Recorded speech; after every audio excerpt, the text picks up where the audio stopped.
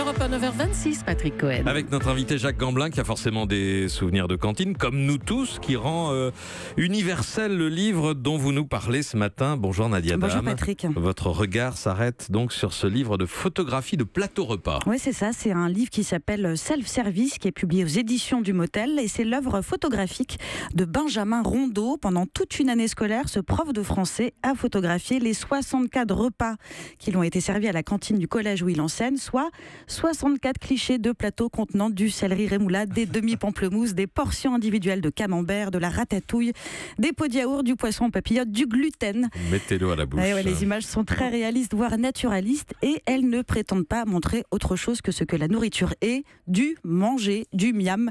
Et c'est reposant de regarder des photos de nourriture ne comportant ni tartines d'avocat équitable, ni frites de pané, ni burrata, ni hashtag, et encore moins de filtres photos. C'est une démarche que le site Slate, qui publie certaines pages du bouquin, qualifie d'anti-food porn. Ah oui. Le food porn, c'est cette tendance qui consiste à faire de ces repas la fashion week de la bouffe. Vous savez que 208 millions de photos avec le mot-clé food ont été postées sur Instagram depuis sa création en 2010.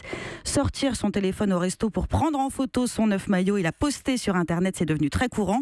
Surtout si l'œuf maillot en question a été servi dans un bar à œufs, suivant la logique des restaurants monoproduits qui nous ont inoculé les bars à mozza, les bars à tacos, les bars à soupe, les bars à boulettes ou même les bars à eau.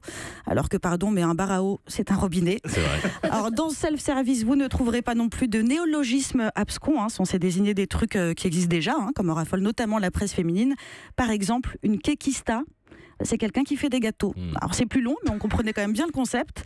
Un brunch, c'est le fait donc de payer des œufs brouillés 30 €. Et un slunch, c'est ce repas pris entre le goûter et le dîner. Et c'est surtout l'alibi parfait pour se bourrer la gueule à 17h. Un slunch. Ouais, un slunch. Mais il y a pire, comme le juicing. Le juicing, c'est cure détox, où on se sustente exclusivement de jus de fruits et de jus de légumes pour booster son système digestif.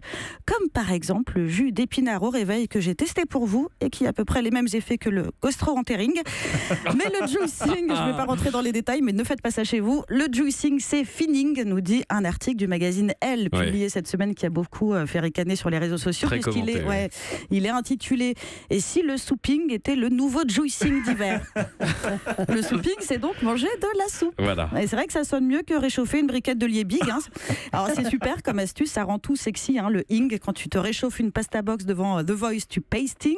Le bucket d'ailes de poulet acheté chez KFC à 5h du matin après une nuit de débauche, c'est du chickening. Et si vos enfants rechignent à manger au self de l'école parce qu'il y a poisson bouilli le vendredi, dites-leur qu'ils vont fishing et ça va passer crème, enfin creaming. Je préfère manger à la cantine. Très bien. C'était pas mon idée. Réhabilitons Carlos. Merci. Mais comment ça non? Mais si. Merci Nadia Dam. Europe 1.